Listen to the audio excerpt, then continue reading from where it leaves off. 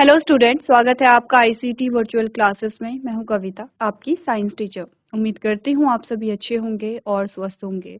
Class हम यहां पे स्टार्ट करने वाले हैं अपना क्वेश्चन पेपर। हम उसे डिस्कस कर रहे हैं, स्टार्ट कर लिया है क्वेश्चन पेपर को, जिसमें से हमने काफ़ी सारे क्वेश्चंस भी रिवाइज कर लिए हैं।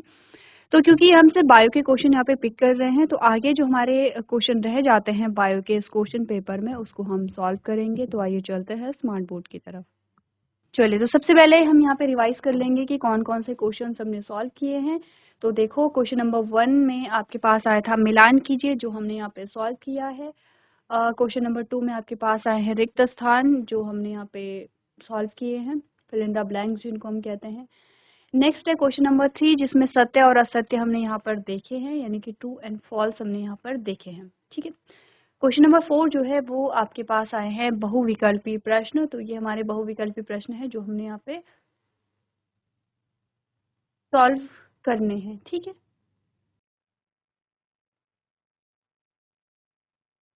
चलो, तो आज जो हम क्वेश्चन यहाँ पे सॉल्व करेंगे, अभी तक आपने बात कर लिया ट्रू एंड फॉल्स तक की बात हमने यहाँ पे कर ली है। ठीक है। इसमें जो बायो के आपके क्वेश्चन आए हैं वो कौन कौन से आए हैं, ये देखो। आपका आया है क, ग एंड ग। ये आपके 3 आए हैं जो आपके बायो से आए हैं। क में बोला गया है कि अत्यधिक व्यायाम करते समय व्यक्ति की श्वसन दर धीमी हो जाती है। ये सत्य है, ये असत्य है? आपने कहा ये असत्य है। जब व्यक्ति व्यायाम करता है तो उसकी श्वसन दर जो है वो बढ़ जाती है। क्यों बढ़ जाती है? प्रीवियस लेक्चर में हमने काफी डिटेल में इसका आंसर किया है। क्वेश्चन नंबर 3 के ग में अगर हम देखें तो इसमें बात की गई है यहाँ पे कि दंत क्षय क्षार की उपस्थिति के कारण होता है।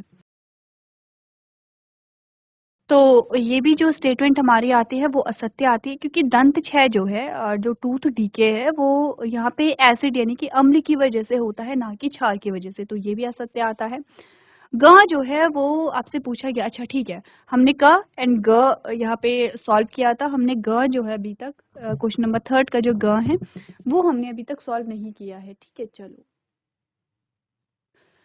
तो क्वेश्चन नंबर 3 का जो ग है, उसमें कहा गया जीभ लार को भोजन के साथ मिलाने में सहायता करती है, यानी कि the tongue helps in mixing food with saliva. जीभ क्या करती है यहाँ पे? फूड और फूड के साथ सलाइवा यानी कि भोजन और लार को मिलाने में मदद करती है। ये स्टेटमेंट आपकी सत्य है या असत्य है, यानी कि सही है या गलत है, ये आपको यहाँ पे बताना है। तो आपने जब डाइजेस्टिव सिस्टम पढ़ा तो वहाँ पर आपने जीभ के कार्य भी देखे थे। जीभ जो है वो बोलने में सहायता करती है, जीभ भोजन के स्वाद को पहचानने में सहायता करती है। और आपने ये भी देखा था कि जीभ क्या करती है, जो लार हमारे मुंह में निकलता है, तो जीभ लार को भोजन के साथ मिलाने में भी सहायता करती है। तो इससे होता क्या है कि भोजन गीला हो जाता है, हमें चबाने में मदद मिलती है और साथ ही साथ हमें निगलने में भी मदद मिलती है। तो क्या हम कह सकते हैं कि ये स्टेटमेंट हमारी सत्य है, सही की है? तो क्या हम कह सकते हैं कि जो ग स्टेटमेंट है वो बिल्कुल सत्य है यहाँ पर, यानी कि ये क्या होगी? ट्रू होगी। ठीक है, क्लियर है? क्वेश्चन नंबर 3 कंप्लीट हुआ। जहाँ पर आपने अपने क्वेश्चन आंसर छोड़े थे वहीं से आगे कंटिन्यू करेंगे। और हमारे पास ट्रू एंड फॉल्स में 3 स्टेटमेंट आई है जिसमें हमने बात की है। 2 हमारे पास असत्य, जो स्टेटमेंट है वो असत्य थी, और एक हमारे पास सत्य आई है। ठीक है।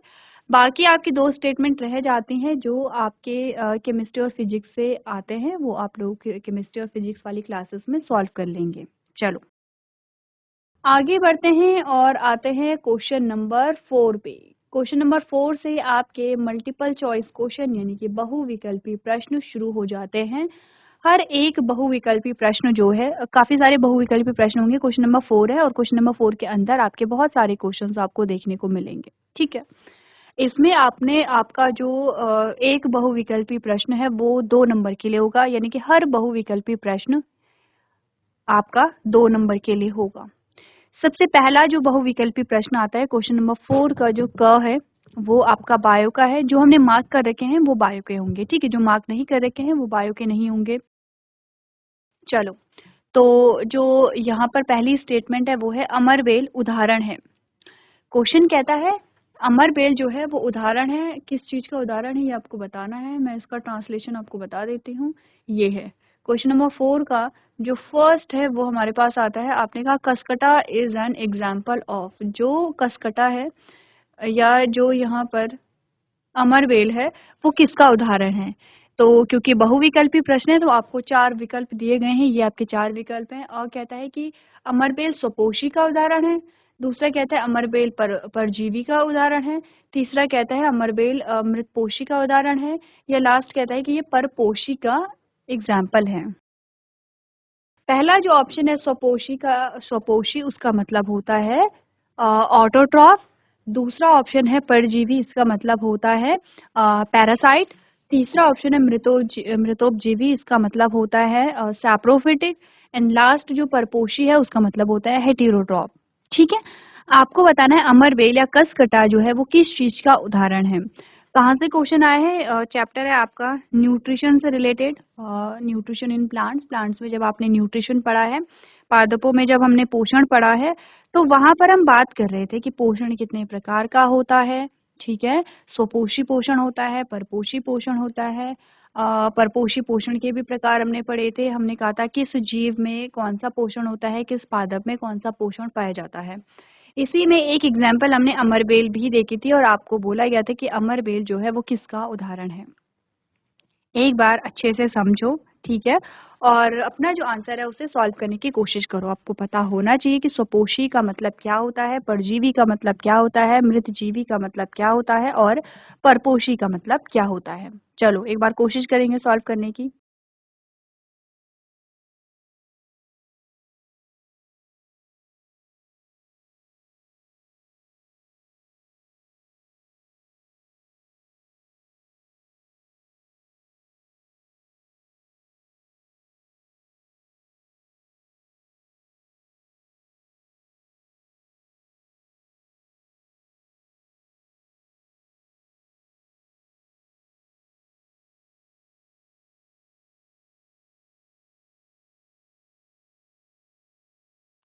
चलो सबसे पहले एक एक करके हम सारे ऑप्शंस को देखेंगे कि स्वपोषी का मतलब क्या होता है, परजीवी का मतलब क्या होता है, मृतजीवी का मतलब क्या होता है और परपोषी का मतलब क्या होता है। देखो, हम बात कर रहे हैं न्यूट्रिशन के बारे में। ठीक है, ये न्यूट्रिशन के ही टाइप है सारे, पोषण के ही प्रकार आते हैं। ठीक है, न्यूट्रिशन या पोषण मुख्य रूप से 2 प्रकार का हमारे पास आता है।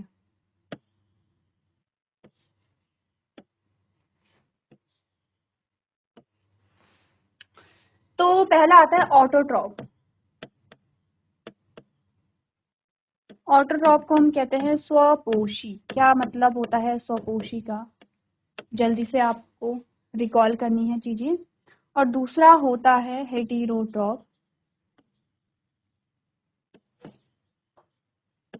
यानी कि परपोषी। ठीक है, स्वपोषी में हम एग्जाम्पल, हमारे पास 2 एग्जाम्पल आप याद रखेंगे। ठीक है, 2 एग्जाम्पल हम याद रखेंगे यहाँ पे। एक हमारे पास आते हैं क्या, बैक्टीरिया। कुछ बैक्टीरिया स्वपोषी होते हैं, यानी कि जीवाणु। और बाकी ग्रीन प्लांट। ये ध्यान रखना, जो आपके ग्रीन प्लांट्स होते हैं, यानी कि जो हरे पादप होते हैं, वो आपके स्वपोषी होते हैं। परपोषी में आपके अलग अलग एग्जाम्पल आएंगे। ठीक है, जैसे कि आपने परजीवी की बात की थी यहाँ पे, तो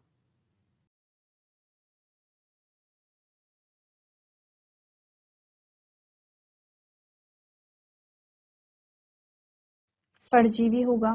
ठीक है, और इसके अलावा जो हमारे पास यहाँ पे आया था वो है मृतजीवी, जिसको हम क्या कहते हैं यहाँ पे, सैप्रोफाइट कहते हैं।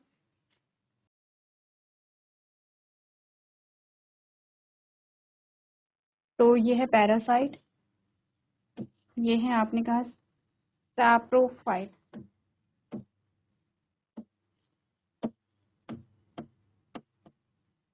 जिसको मृतजीवी कहते हैं।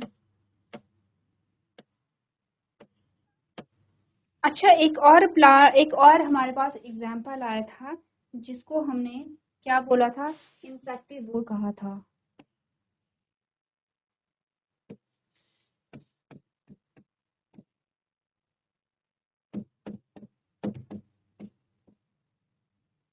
इंसेक्टिवोर्स का मतलब होता है कीट भक्षी। इंसेक्टिवोर्स का मतलब होता है कीट भक्षी। ठीक है। बाकी परपोषी तो है ही एक। ठीक है। चलो, अब एग्जाम्पल हमारे पास क्या आता है, ध्यान से देखो। आपके पास आया है कि अमरबेल क्या है। आप अमरबेल जैसे कि नाम से पता है कि एक बेल होगी। ठीक है। और अगर आपको इमेज ध्यान आ रही होगी तो एक बड़ा सा पेड़ था और उसमें कुछ पीली पीली कलर की छोटी छोटी जो रेशनुमा संरचनाएं होती है उसमें बेल यहाँ पे लिपटी हुई थी। तो देखो, अमरबेल जो है वो अपना भोजन स्वयं नहीं बनाती है, तो इसीलिए ये स्वपोषी तो नहीं होगी। ठीक है, क्या होता है, ये अपना भोजन स्वयं नहीं बनाते हैं, इसीलिए ये क्या होंगे, स्वपोषी तो नहीं होंगे। तो ये क्या होती है, ये परपोषी होती है। अच्छा, परपोषी जो होता है वो अपने पोषण के लिए किसी दूसरे पे निर्भर रहता है, ये हमें पता है। लेकिन कुछ ऐसे जीव होते हैं जो पैरासाइट होते हैं। पैरासाइट का मतलब कि शरीर के बाहर या शरीर के अंदर रह करके पोषण को प्राप्त करते हैं। मृतजीवी जो होते हैं वो सड़े गले पदार्थों को खा करके अपना जीवन यापन करते हैं। और जो कीट भक्षी होते हैं वो कीटों को खा करके क्या करते हैं, पोषण को प्राप्त करते हैं। ठीक है, क्लियर है। और तो आपने कहा कि जो अमरबेल है वो कौन सा परपोषी है, कि वो पैरासाइट है। हमने कहा नहीं, वो पैरासाइट नहीं है, वो सड़ी गली चीजों को भी नहीं खाएगा, वो इंसेक्टिवोर्स नहीं है, वो परपोषी है। परपोषी, एक परपोषी वो होते हैं कि जो यहाँ पर किसी से अपना पोषण प्राप्त करते हैं। ठीक है। अच्छा, पैरासाइट का एक लक्षण ये भी है कि वो क्या करते हैं, बीमारी उत्पन्न करते हैं। वो क्या करेंगे, यहाँ पे जो नकारात्मक प्रभाव है वो देखने को आपको मिलेगा। यानी कि ये किसी न किसी रूप से जो जिस पर ये डिपेंड रहते हैं, जिस पर ये अपने भोजन के लिए निर्भर रहते हैं, उसको ये किसी न किसी प्रकार से नुकसान पहुंचाते हैं। अमरबेल जो है वो परपोषी है, अपने पोषण के लिए जो पेड़ है उस पर निर्भर रहती है। ठीक है, इसीलिए हमारा जो ऑप्शन सही होगा वो कौन सा ऑप्शन सही होगा, स्वपोषी का, परजीवी का, मृतजीवी का या परपोषी का। आपने कहा जो हमारा लास्ट ऑप्शन है वो हमारा यहाँ पे करेक्ट होगा। ठीक है, अमरबेल किसका उदाहरण है, परपोषी का उदाहरण है। परजीवी का भी नहीं है और मृतजीवी का भी नहीं है, स्वपोषी भी नहीं होगा। ठीक है, बढ़े आगे।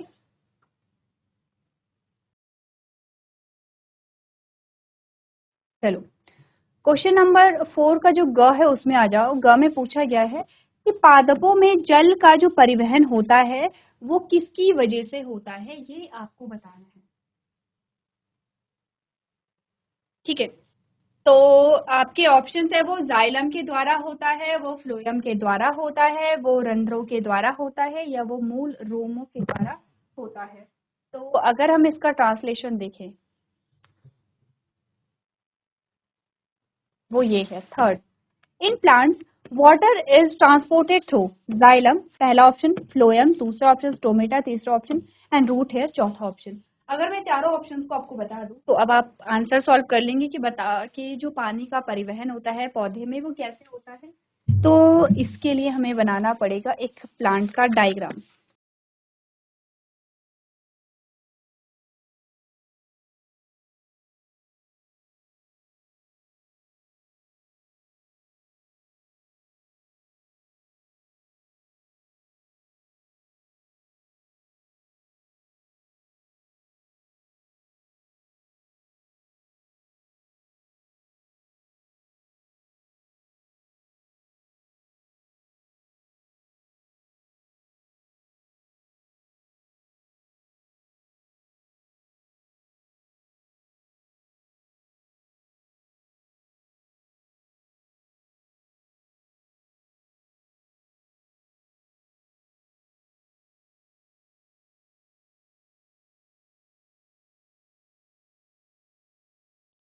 क्या कौन सा डायग्राम बना है, लेबलिंग करो एक बार। ठीक है, ये तो हमारी क्या बन गई है, रूट।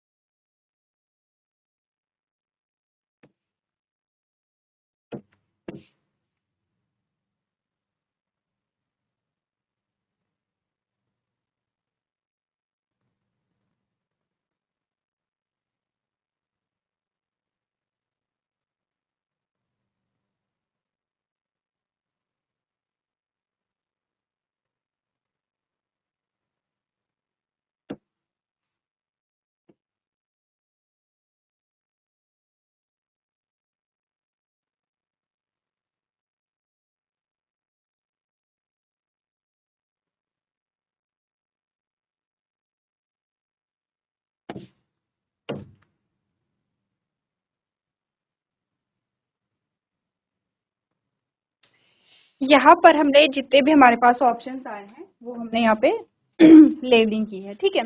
अब मैं एक एक करके नाम लिखती हूँ।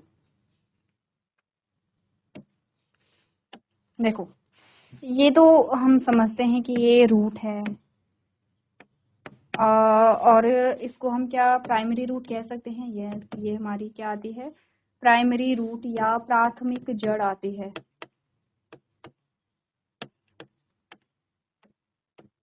प्राथमिक जड़ आती है, ठीक है। ये वाली जो रूट हमारी आती है ये सेकेंडरी रूट हमारे पास या द्वितीय जड़।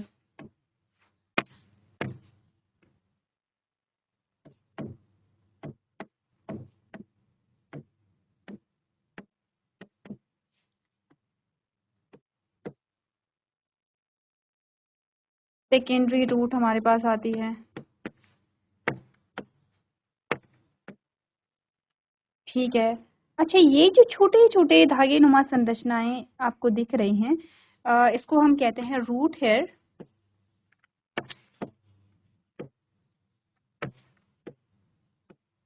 जड़ रोम या रूट हेयर, ठीक है। ठीक है। हाँ,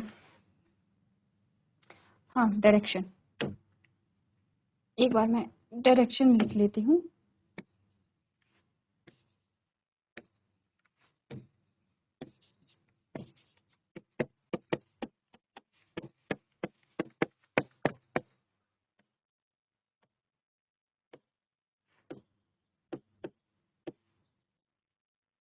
आपको एरो दिख रहा है या मैं एरो रेड कलर में बनाऊं तो ज़्यादा विजिबल होगा? तो चलो मैं रेड कलर में दिखा रही हूँ।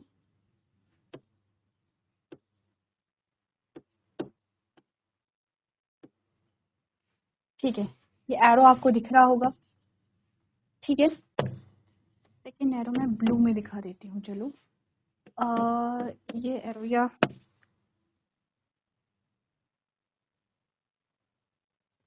येलो में दिखाते हैं, चलो।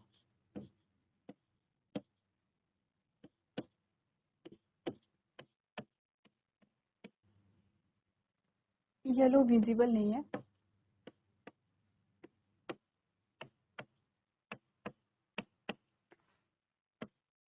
ठीक है। अब एरो समझ में आ रहे होंगे, यस, एरो विजिबल है। अब मैं लेबलिंग कर रही हूँ। इसको हम कहते हैं, ये वाला जो पार्ट है इसको हम कहते हैं जाइलम, और इसको हम कहते हैं फ्लोएम।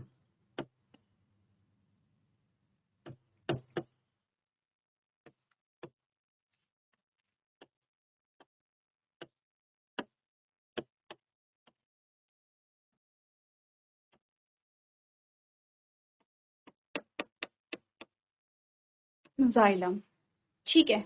ये हमारे पास आते हैं रंध्र या स्टोमेटा, इसका नाम है। अब आपके पास ऑप्शन क्या क्या आए हैं वो एक बार देखो। जाइलम है, फ्लोएम है, स्टोमेटा है, रूट हेयर है।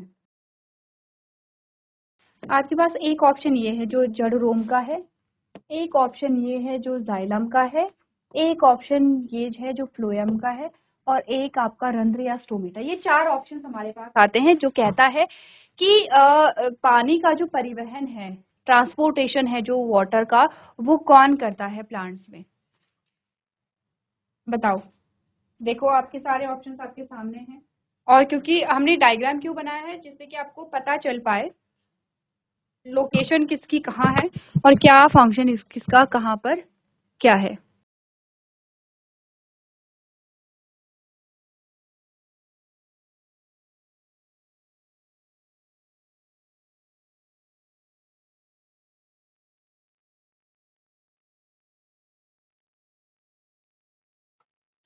देखो, अगर एक एक करके हम काम को देखें कि किसका क्या काम है, तो सबसे पहले जड़ रोम पे आओ।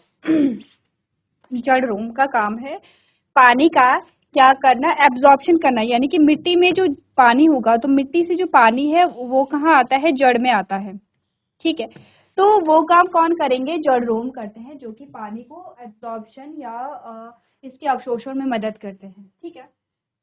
पहला काम जड़ रोम का तो ये काम है। दूसरा अगर हम रंध्र का काम देखेंगे तो ये क्या करेंगे, बाहर से कार्बन डाई को अंदर लेकर के जाते हैं और ऑक्सीजन को बाहर लेकर के आते हैं, या पानी को बाहर निकालते हैं गैसीय रूप में, ठीक है, इसका ये काम होता है। फ्लोएम का काम है कि पौधे के सारे भागों में भोजन को पहुंचाना, यानी कि फूड को पहुंचाना, डिस्ट्रीब्यूशन ऑफ फूड। जाइलम जो है वो क्या करता है, पौधे के हर भाग में जल का क्या करता है, परिवहन करता है या ट्रांसपोर्टेशन करता है। ठीक है, समझ आया। वापस अगर हम अपने ऑप्शंस पे जाएं तो हमने बोला क्या फंक्शन है यहाँ पर, पादपों में जल का जो परिवहन होता है वो किसकी वजह से होता है, जाइलम के द्वारा होता है। कंफ्यूज मत करना, जो जड़ रोम होते हैं वो अवशोषण करते हैं, वो क्या करेंगे, अवशोषण करेंगे या एब्जॉर्प्शन करेंगे। क्लियर है इतना? चलो आगे बढ़े। चलो अगला जो प्रश्न हमारे पास आता है वो है घ, जिसमें आपसे पूछा गया कि तिलचट्टे के शरीर में वायु प्रवेश करती है उनके, जो तिलचट्टा है उसके शरीर में वायु कैसे प्रवेश करती है, पहला ऑप्शन कहता है फेफड़ों के द्वारा, दूसरा ऑप्शन कहता है क्लोम के द्वारा, तीसरा श्वास रंध्रों के द्वारा और चौथा त्वचा के द्वारा। चलो तो ऑप्शन एक बार देख लो, उसका जो ट्रांसलेशन है। आपने कहा in cockroaches air enters in the body through, cockroach में जो हवा या एयर जो अंदर आती है शरीर के, वो किसके माध्यम से आती है, वो लंग्स के थ्रू आती है, गिल्स के थ्रू आती है, स्पाइकल्स के थ्रू आती है, स्किन के थ्रू आती है, बताओ एक बार।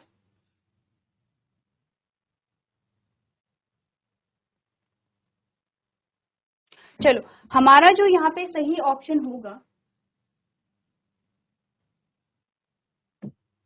वो होता है ऑप्शन नंबर थर्ड, स्पाइकल्स, यानी कि जो श्वास रंध्र होते हैं उनके द्वारा। ठीक है, तो जो आपके एमसीक्यूज हैं उनमें हमारे सारे क्वेश्चंस हो चुके हैं।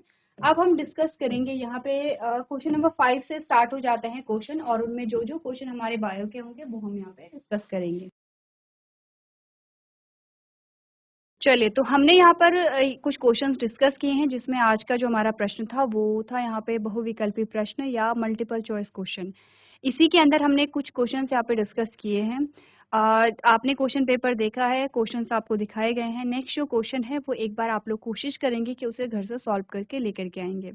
तो आज के सेशन में हम इतना ही करेंगे। अभी तक क्लास में बने रहने के लिए आपका धन्यवाद।